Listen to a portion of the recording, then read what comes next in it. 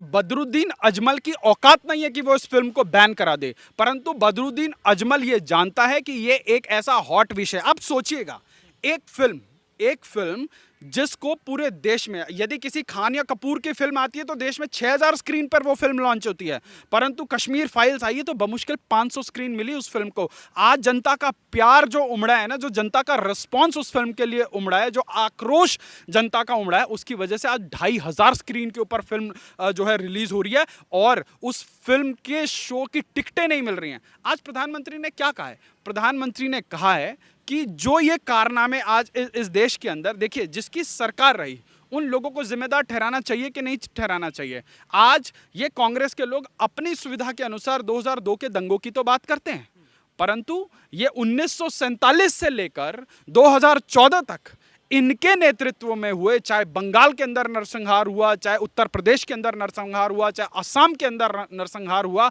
ये किसी नरसंहार की बात नहीं करते, क्योंकि यदि उनकी बात की जाएगी तो आंच इनकी गिरेबान तक आएगी। इनके जो है, इनकी जो मनोदशा थी, जो जो इनकी जो है एक इंक्लिनेशन थी, उसके ऊपर बात आएगी जब समाज के अंदर चर्चा होगी। आप सोचिए, जो समाज अपने इतिहास का जो है अवलोकन नहीं करता, उसके ऊपर डिस्कस नहीं करता, वो समाज बर्बाद हो जाता है। और कांग्रेस ने 2014 तक यही करने दिया। मैं अभी आपको बीच में जिक्र कर रहा था, एक ऋतिक रोशन और जो है टाइगर श्रॉफ की एक फिल्म आई थी, उसके अंदर टाइगर श्रॉफ के पिताजी को जो है एक आतंकवादी दिखाया जाता है और उसमें यह दिखाया जाता है कि भाई उसका बाप आतंकवादी था तो उसको क्यों प्रोसिक्यूट किया जा रहा है। अब सोचिए, मतलब इस देश के अंदर आतंकवादियों को न्यूट्रलाइज करने की, अब जिस वक्त ये कश्मीर के अंदर हुआ उस वक्त की तत्कालीन सरकारें जो है एक आतंकवादी को अपना हथियार छोड़ के घर आने पर 2 लाख रुपया देती थी। वो आतंकवादी हथियार जमा करता था, आता था, 2 लाख रुपए लेता था, फिर जाके दूसरा हथियार खरीद के लेके आता था। और क्या नारे लगते थे कश्मीर के अंदर? क्या नारे लगते थे कश्मीर के अंदर? ये नारे लगते थे कि या तो कन्वर्ट हो जाओ, या हम में मिल जाओ, या मर जाओ, या छोड़ के चले जाओ। टीआरपी बिजनेस सस्टेन करने के लिए कपिल शर्मा जैसे 2 कौड़ी के कॉमेडियंस को चाहिए, जो परिवार के लोगों को बिठाकर वहां पर डबल मीनिंग बात करने से भी गुरेज नहीं करते। और उसके बाद आज अगर कपिल शर्मा को यह गलतफहमी है कि उनकी वजह से फिल्म सुपरहिट होती हैं, तो मैं आज आपके चैनल के माध्यम से पूरे देश को बता देना चाहता हूं कि सुशांत सिंह राजपूत की हत्या के बाद जो इस देश के अंदर एक जन जागरण हुआ है, उसने बॉलीवुड की असली औकात देख ली है। यदि मुंबई में बैठकर लग्जरी लाइफ जीने वाला सो कॉल्ड कोई भी इन्फ्लुएंसर हो, चाहे इंडस्ट्रियलिस्ट हो, चाहे पॉलिटिशियन हो, चाहे वो बॉलीवुड का कितना ही बड़ा आदमी हो, यदि उसके घर के बाहर 500 लोगों की जमात आए और नारे लगाए रालिव गालिव या चालिव, कैसा महसूस होगा? आज तो इनके घर के बाहर अनपढ़ गवार पब्लिक इकट्ठी होती है, इनकी एक झलक देखने के लिए दिन दिन भर खड़ी रहती है, तो इनको जो है ये ग्लैमर बड़ा मजा आता है। पर आप सोचिए, ये कश्मीरी पंडितों का दर्द बता रहा हूं मैं आपको। क्या नारे लगते थे? हमको चाहिए आज़ादी, निज़ाम चलेगा मुस्तफ़ा का। देश कानून संविधान से चलता है या मुस्तफ़ा का निज़ाम चलता है? जिसको मुस्तफ़ा का निज़ाम चाहिए वो चले जाए, 56 देश बना के दे रखे, उसके बाद भी हिंदुस्तान की छाती को काट के पाकिस्तान और बांग्लादेश दे दिया। जिनको मुस्तफ़ा का निज़ाम चाहिए वो चले क्यों नहीं जाते? सारी सुविधाएं लेंगे इस सरकार की। इस देश का 20% बजट कश्मीर के ऊपर बहाया जाता था, और उसके बाद कश्मीर का हुक्मरान क्या कहता था कि यहां तुम्हारे देश का संविधान नहीं चलता, यहां हमारा झंडा चलता, हमारी हुकूमत चलती है। दाने दाने के मोहताज हैं ये लोग, खाएंगे हमारा और गाली भी हम ही को देंगे। आज 370 धारा कैसे हटी? आपने सुना, आपने सोचा? इस देश के अंदर 2014 से पहले यदि लोकसभा के पटल पर या किसी चैनल पर 370 की बात हो जाती थी तो कश्मीर के अंदर कर्फ्यू लग जाता था। आपके हमारे टैक्स के पैसों से वो आतंकवादी, वो जम्मू कश्मीर लिबरेशन फ्रंट का वो आतंकवादी, जिसके ऊपर जो है कई लोगों की जो है हत्या के आरोप हैं, आरोप नहीं, उसने हत्या की है, उसको, उसकी फोटो मनमोहन सिंह के साथ है। क्या आपको बर्दाश्त होगा कि कोई आतंकवादी आपके प्रधानमंत्री के साथ as a state guest photo खिंचाए? आपका खून खोलेगा या नहीं खोलेगा? आज बताइए।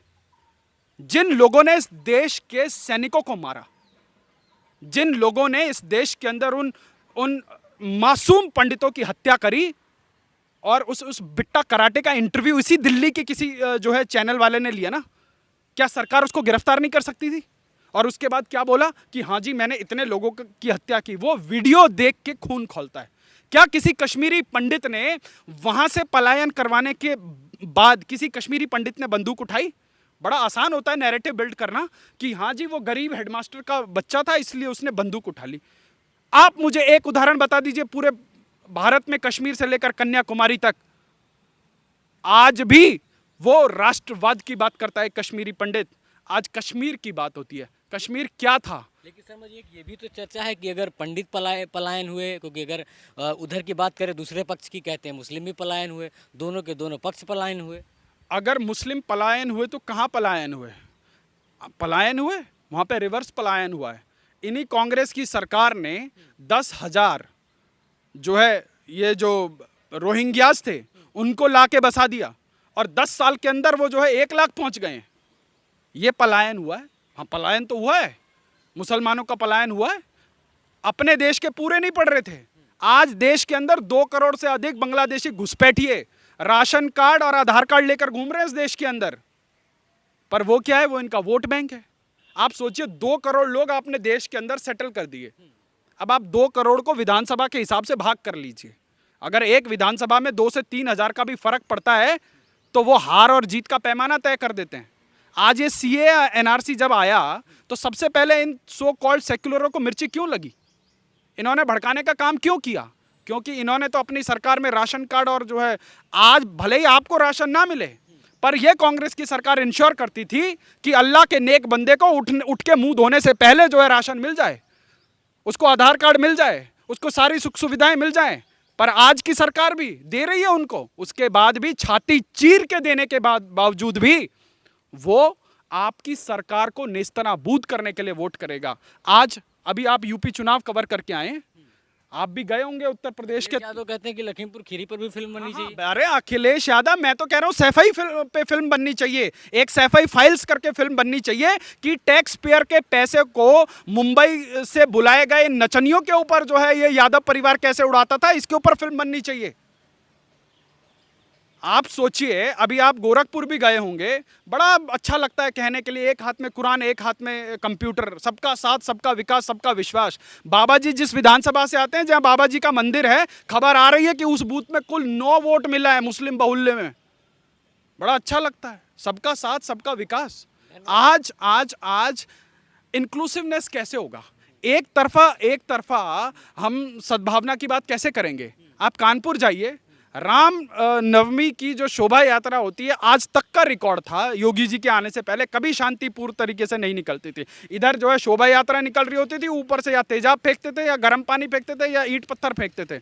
जब से योगी जी का बुलडोजर चला है ना, तब सारी गर्मी शांत हो गई है। तो आज ये चीज़ समझ लेना जरूरी है कि आज कश्मीर फाइल्स जैसी फिल्में कांग्रेस और उसकी तुष्टीकरण की राजनीति को देश के सामने, विश्व के सामने बेपर्दा कर रही हैं। और यह फिल्म सिर्फ यही नहीं रुकने वाली है, यह फिल्म अभी अमेरिका में डब होकर इंग्लिश में रिलीज हो रही है, यूरोप में रिलीज हो रही है। पूरे देश में ही नहीं पूरे विश्व के अंदर कांग्रेस की तुष्टीकरण की दोहरी नीति का जो है तमाशा अब पूरा विश्व देखने वाला है। आज इस देश के अंदर बुरहान वानी मारा जाता है तो यहां से पत्रकारों की जमात कश्मीर पहुंच जाती है, विदेश से पीआर एजेंसीज के दम पर जो है बड़े बड़े जो है, चाहे वॉशिंगटन टाइम्स हो, चाहे न्यूयॉर्क टाइम्स हो, वॉशिंगटन पोस्ट हो, चाहे अल जजीरा हो, अल फकीरा हो, सबको लाकर वहां पर जो है बिठा दिया जाता है और उनके कैमरे के सामने मुहर्रम करवाया जाता है। और उसके बाद जो है छाती पीटो, आंसू दिखाओ, सब कुछ दिखाओ किया जाता है और बोला जाता है कि ये गरीब हेडमास्टर का बेटा था। आप सोचिए उन तमाम कश्मीरी पंडितों का क्या दोष था, उन 70-80 हज़ार परिवारों का क्या दोष था? उनके बड़े बड़े मकान थे, उनके बड़े बड़े बिजनेस थे, उनकी प्रॉपर्टीज़ थी और वो जो है अपने ही देश के अंदर पिछले 30 सालों से एक रिफ्यूजी की भांति रह रहे हैं। और आज बदरुद्दीन अजमल जैसे लोग जिनकी अपनी राष्ट्रीयता जो है कॉम्प्रोमाइज़ है, उनके ऊपर तमाम सवालात हैं कि वो बांग्लादेश से भाग के आए और वो कह रहे हैं कि जी ये चीज़ फिल्म नहीं दिखानी चाहिए। भाई आज तुम्हारे चलिए ठीक है, इसमें बदरुद्दीन अजमल का व्यक्तिगत रूप से कोई हाथ नहीं होगा, परंतु क्या आज इस देश में सिविल सोसाइटी का मुसलमान ये कहने को तैयार है कि हाँ, जो कश्मीर में जेनोसाइड हुआ है वो जघन्य अपराध है, वो पाप है और वो उन्हीं के समाज के लोगों ने किया है? आप सोचिए, आज इस देश के अंदर जब कोई आतंकवादी घटना होती है या कोई भी ऐसी घटना होती है तो बड़ी जल्दी बोल दिया जाता है कि आतंकवाद का कोई धर्म नहीं होता, आतंकवाद का मजहब नहीं होता। पर आज ये मजहबी लोग उन्हीं आतंकवादियों को बचाने के लिए, उनके कुकृत्यों को बचाने के लिए सबसे पहले आगे खड़े क्यों होते हैं? लेकिन शर्मा जी, एक बात ये है ना कि इस मामले को लेकर कांग्रेस भी विरोध कर रही है। मल्लिका अर्जुन खड़गे की बात करें, वो कांग्रेस के लीडर हैं, वो कहते हैं प्रधानमंत्री को प्रमोशन नहीं करना चाहिए। ऐसा पहली बार हुआ है कि किसी देश के प्रधानमंत्री ने, भारत के प्रधानमंत्री ने किसी फिल्म का प्रमोशन किया। आप सोचिए, आपको दिल्ली का वो केस याद है, बाटला हाउस कांड याद है, जिसमें मोहन चंद शर्मा, एक बहुत ही जांबाज पुलिस ऑफिसर की शहादत हुई। सोनिया गांधी जी रात भर सो नहीं पाई, वो रोती रहीं। उनको उस मोहनचंद शर्मा के लिए दो आंसू टपकाना जो है मुनासिब नहीं समझा, पर वो जो आतंकवादी मारे गए थे उनके लिए जो है उनके आंसू थे। ये कौन बोल रहा है? कौन बोल रहा है? उनका जो माउथ पीस है रणदीप सुरजेवाला, बार बार आके बोलता है, आपने देखा होगा तमाम प्रेस कॉन्फ्रेंसेस में आकर वो व्यक्ति बोलता है कि रात भर सो नहीं पाई सोनिया जी। इन लोगों को मोहब्बत किससे है? इन लोगों को मोहब्बत है जो है देश के अंदर आतंकवादी घटनाएं करते हैं। आप सोचिए, मुंबई के अंदर आतंकवादी घटना होती है और उसके बाद अभी तो उस पर जांच नहीं हुई, कुछ नहीं हुआ। दिग्विजय सिंह और उसके पंटर 26/11 आरएसएस की साजिश नाम की बुक का विमोचन करते हैं। किसके साथ? महेश भट्ट के साथ। महेश भट्ट कौन है? महेश भट्ट के डेविड हेडली के साथ क्या संबंध है? आज पूरे देश के अंदर ये जांच का विषय है, प्रश्न का विषय है। और आज ये जो बॉलीवुडिया गैंग है जो फिल्म बनाती है, अभी कुछ दिनों पहले एक ऋतिक रोशन और जो है टाइगर श्रॉफ की एक फिल्म आई थी। मुझे देखिए, फिल्म क्या होता है? फिल्म कहते हैं, ये बॉलीवुड के लोग कहते हैं, फिल्म एक समाज का प्रतिबिंब होती है। आपकी जो कला है, आपकी संस्कृति है, जो आपका कल्चर है, उसको जो कहीं ना कहीं मैनिफेस्ट करने का अगर कोई माध्यम है तो वो बॉलीवुड है। ये बॉलीवुड वाले लोग कहानी की आड़ में, कहानी की बात पे ये लोग आपको नग्नपन दिखाएंगे। ये लोग आपको ऐसा वेस्टर्न कल्चर ज़बरदस्ती आपके समाज के अंदर पेनिट्रेट करने का काम करेंगे कि जिसका आपकी कल्चर से, आपकी संस्कृति से दूर दूर तक कोई लेना देना नहीं है। फिर कहेंगे कि ये समाज का प्रतिबिंब है। पर आज जो कश्मीर के अंदर आज से 30 साल पहले हुआ, अगर अभी एक लेटर घूम रहा है सोशल मीडिया पर बड़ी तेजी से, और वो लेटर क्या है कि एक कश्मीरी पंडित महिला जो अमेरिका में रहती थी, उन्होंने तत्कालीन प्रधानमंत्री इंदिरा गांधी को अपनी भतीजी के गुम होने पर, कश्मीर में अपनी भतीजी के गुम होने पर उन्होंने एक चिट्ठी लिखी। किसने लिखी? एक कश्मीरी पंडित महिला जो अमेरिका में रहती थी, उन्होंने तत्कालीन प्रधानमंत्री इंदिरा गांधी जी को चिट्ठी लिखी। ये मेरे ख्याल से 1981 के आसपास की बात है। और इंदिरा गांधी जी ने उस लेटर पे ये जवाब दिया है कि मेरे हाथ में बहुत कुछ नहीं है, मैं इसमें कुछ नहीं कर पाऊंगी।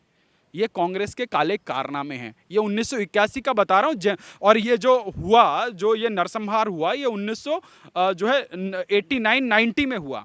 और ये कुछ मैं अभी चैनल के ऊपर देख रहा था कि कुछ चैनल वाले बड़ा चीख चीख कर बोल रहे थे कि जो जगमोहन उस वक्त के राज्यपाल थे, जगमोहन, जिस दिन जेनोसाइड हुआ उसके एक दिन पहले जगमोहन को जो है राज्यपाल बनाया गया था।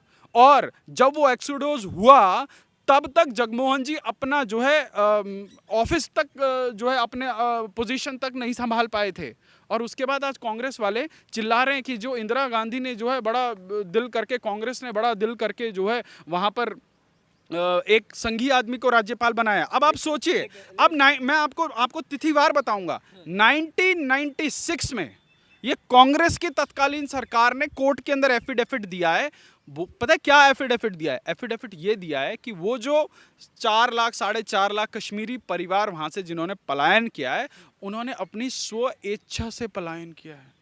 अब आप सोचिए, मेरे मन में और मेरे मुंह में ऐसे ऐसे शब्द आ रहे हैं कि मैं वो उद्गार निकाल दूं, परंतु कुछ मर्यादाओं के चलते मैं जो है सामाजिक संजाल में उन शब्दों का प्रयोग नहीं कर सकता। देखिए सर, मैं एक सवाल पूछता हूँ कि इस मूवी को लेकर एक चर्चा जो होती है सबसे बड़ी कि दो समाजों के बीच में दूरियां पैदा की जा रही हैं। प्रधानमंत्री इसका प्रमोशन कर रहे हैं, बड़े बड़े नेता इसका प्रमोशन कर रहे हैं। सब कोई कह रहा है कि असम के अगर मुख्यमंत्री की बात करें, हेमंत बिस्वा शर्मा कहते हैं कि मैं आधे दिन की छुट्टी देता हूँ, जाकर फिल्म देखिए। जो सरकारी लोग हैं कैसे। अच्छा एक बात बताइए, यदि आतंकवाद का कोई धर्म नहीं होता और अपराध का कोई धर्म नहीं होता, तो इस समाज में, इस देश में रहने वाले मुसलमान जाकर क्यों नहीं उस फिल्म को देखते? क्या किसी ने रोका है क्या? या उस फिल्म में किसी संप्रदाय विशेष को गालियां दी गई हैं क्या? या इस देश के अंदर उस फिल्म के माध्यम से किसी संप्रदाय विशेष को टारगेट किया जा रहा है क्या? नहीं।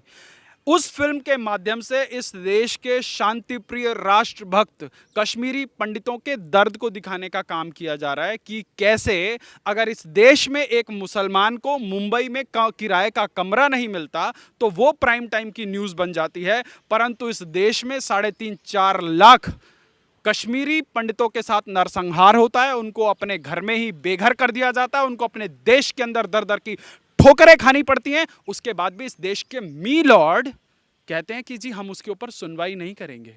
क्यों? क्योंकि ये शायद उनके एजेंडे में फिट नहीं बैठता। इस देश के मी लॉर्ड, मुझे आपत्ति है, आज इस देश के मी लॉर्ड को सोशल मीडिया से भी आपत्ति हो रही है।